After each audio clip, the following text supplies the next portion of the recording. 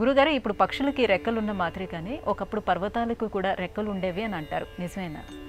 పూర్వం కృతయుగే తాత పర్వత పక్షిణో భవన్ తేహి జగ్బుద్ధిషా సర్వా గరుడానిలవేగినః తతస్తేషు ప్రయాతేషు దేవసంఘాసహర్షిభిః భూతాని చ భయం జగ్ముః తేషాం పతన శంకయా. ఇది సుందరకాండలోని ప్రథమ సర్గలో మైనాకుడు హనుమంతుడితో అంటాడు, ఓ హనుమ, పూర్వము పర్వతాలకు కూడా రెక్కలు ఉండేవి. ఆ రెక్కలున్నాయన్న గర్వంతో అవి ఆకాశంలోకి ఎగిరి వాయు గరుడ వేగాలతో సంచరిస్తూ హఠాత్తుగా భూమండలం మీద ఒక్కసారి దిగేవి. అది చూసి దేవతలు, మునులు, ప్రజలు అంతా భయంతో కంపించిపోయేవారు. అలా వాళ్ళంతా భయంతో బాధపడుతూ ఉంటే పర్వతాలు వికటాట్టహాసం చేస్తూ ఆనందించేవి. తతక్రుద్ధ సహస్రాక్షో పర్వతానాం శతక్రతుః పక్షాం చిచ్ఛేద వజ్రేణ తత్ర తత్ర సహస్రశః. ఇది చూశాడు, వీడికి అద్భుతమైన శక్తినిచ్చాం. ఎగిరేటువంటి శక్తి పర్వతానికి ఉంటే అది ఆనందంగా తన జీవితాన్ని గడపకుండా అహంకారంతో అందరికీ భయాన్ని కలుగజేస్తూ విశృంఖలంగా విహరిస్తున్నాయి. కాబట్టి వీటికి బుద్ధి చెప్పాలనుకున్నాడు. అందుకని వజ్రాయుధంతో కనపడ్డ పర్వతాన్ని కనపడ్డట్టు రెక్కలను ఖండిస్తూ శిక్షించాడు. మైనాకుడు ఆ భయంతో వచ్చి సముద్రంలో దాక్కుంటాడు. ఆయనకు రెక్కలు అలానే ఉంటాయి. అందుకే హనుమంతుడితో చెబుతూ ఉంటాడు, నా రెక్కలను కాపాడినవాడు మీ నాన్నగారైన వాయుదేవుడు.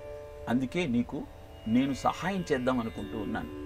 నాకు ఇప్పటికీ భయం ఉంది, ఇంద్రుడు వచ్చి నా రెక్కలను ఎప్పుడు ఖండిస్తాడో అని. కానీ ఏష ధర్మ సనాతన అతిథాఖిల పూజార్హ ప్రకృతోపి విజానత. అతిథిని పూజించటం అనేది మన యొక్క సనాతన ధర్మం. అందుకే నిన్ను రక్షించటానికి ఆ భయాన్ని పక్కకు పెట్టి నేను పైకొచ్చాను అని చెబుతాడు.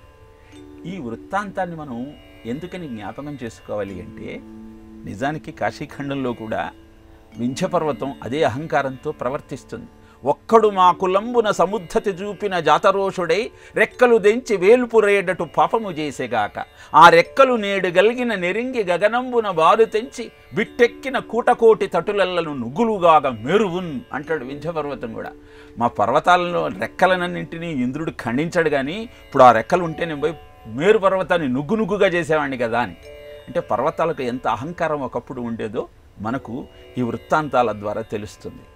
అలా మైనాకుడు హనుమంతుడికి ఆతిథ్యమిన్న సంకల్పంతో భయాన్ని పక్కకు పెట్టి పైకొచ్చాడు కనుక ఇంద్రుడు గద్గదమైన స్వరంతో ఎంత అద్భుతమైన పని చేశావయ్యా మైనాక, నీకేం భయం లేదు, నీ రెక్కలు ఎప్పుడూ అలానే ఉంటాయని ఆశీర్వదించాడు. సో దీన్ని బట్టి మనం తెలుసుకోవాల్సింది ఏంటంటే, ప్రతివాడికి భగవంతుడు ఏదో ఒక ప్రతిభనిస్తాడు. ప్రతిభ అంటేనే ప్రతి అంటే ఆయనకు బదులుగా, భా అంటే జ్ఞానము, వెలుగు, శక్తి, నేర్పు. ఇలా ఆయనకు బదులుగా నీకు అందించినటువంటి ఆ శక్తిని ప్రజలకు సహకారం చేస్తూ ప్రజోపయోగం కోసం, పరోపకారం కోసం వినియోగిస్తున్నావా, లేదా నీ అహంకారాన్ని ప్రదర్శించటం కోసం విపరీతమైన విశృంఖలమైనటువంటి అహంభావంతో సంచరిస్తూ ఉన్నావా? రామాయణంలోని ఈ కథను మనం గుర్తు చేసుకుంటూ, ఎగరటము అంటే ఉన్న స్థితి నుంచి ఉన్నత స్థితికి వెళ్ళే ప్రయత్నం.